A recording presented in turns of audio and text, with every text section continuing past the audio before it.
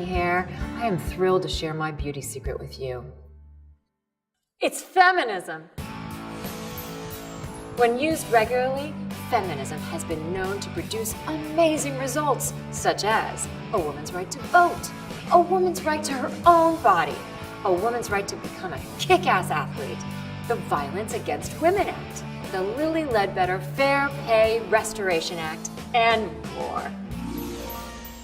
Feminism is meant to be used on a daily basis and works best when shared. But what if I don't need feminism? Trust me, girl, you do.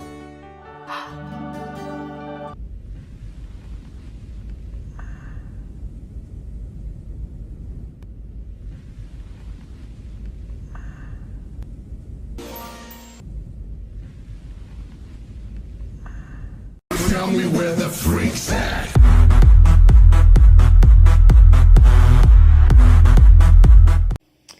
It's blue versus blue. At Wimbledon, the animal rights group PETA sent a group of bikini-clad models to the tennis tournament where they gave attendees strawberries with dairy-free cream to promote veganism.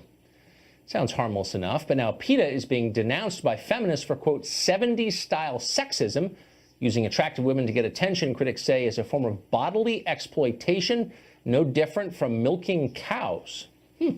Wendy Osifo is a feminist and a political commentator, and she joins us now. So, Wendy, if this bothers you, what's it like for you to go to the beach where there are literally thousands of women in bikinis? I mean, you must go crazy. Do you try to cover them, or how do you respond? Absolutely not. It doesn't bother me when I go to the beach. The issue here is around the issue of sexually exploiting women when it comes to the PETA ads. Whether it's having women in a cage or whether PETA does something like telling adults to drink breast milk, it's just something that really goes against how we should be looking at women. There's no reason why a grown adult should be asked to drink breast milk. You know, they use these type of exploitative acts to ask people. I'm sorry. We can get those points, but I'm not for adults drinking breast milk. I think it sounds gross. Exactly, and that's what they're asking people to do. But why does that bother you? I mean, maybe some people like it. I mean, I thought feminism was about choice.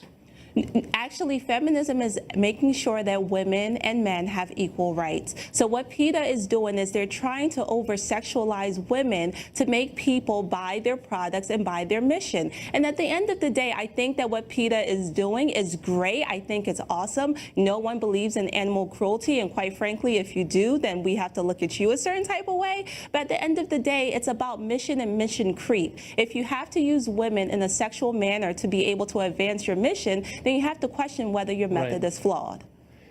So let me ask you a question. Sure. The women in question, you're looking at them right there wearing the bikinis. Are they adults? Are they adults or are they children? They are adults, and they have the right to use their body in any way they want to.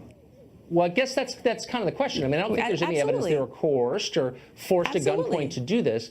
But you're behaving as if they're children being exploited, or they're too dumb to know what they're doing or what it means. Do you know that they're too dumb to know what it means, or no one is behaving as if they're too dumb. No one is behaving as if they're too dumb to know what to do. What we're saying is that if your mission is solely based on using women in a sexualized manner to get your mission across, then you have to start making pivots. What do you mean then using you have to women? Start making pivots to advance your mission in a better way. I'm going to have to. You said that. I just want to bring you back to the question at hand, though.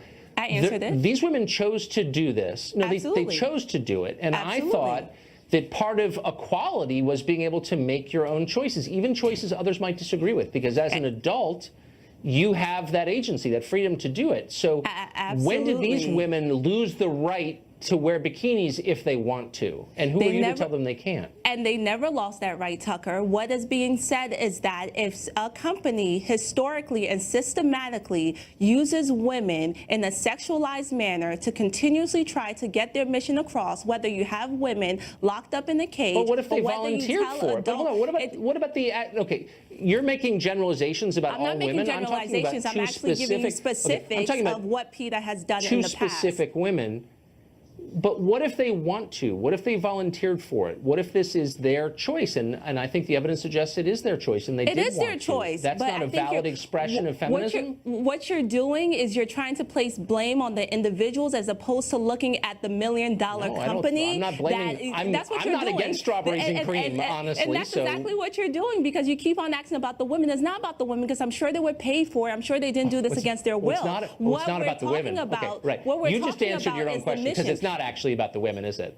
It's about the mission of the organization, Tucker. It's never really about the women, is it? It's about the mission of the organization, Tucker. It's if you use women to exploit them. That's what the issue is. Maybe that's the problem with modern feminism. It's not really about the women. It's about modern controlling feminism other is people. all about equality. And as a father of 3 girls, I'm surprised that you don't feel as though feminism matters. And that's really sad.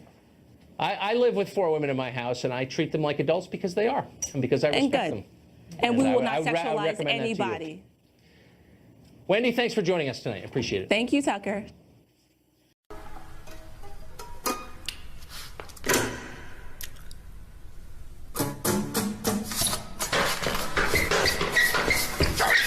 Woo!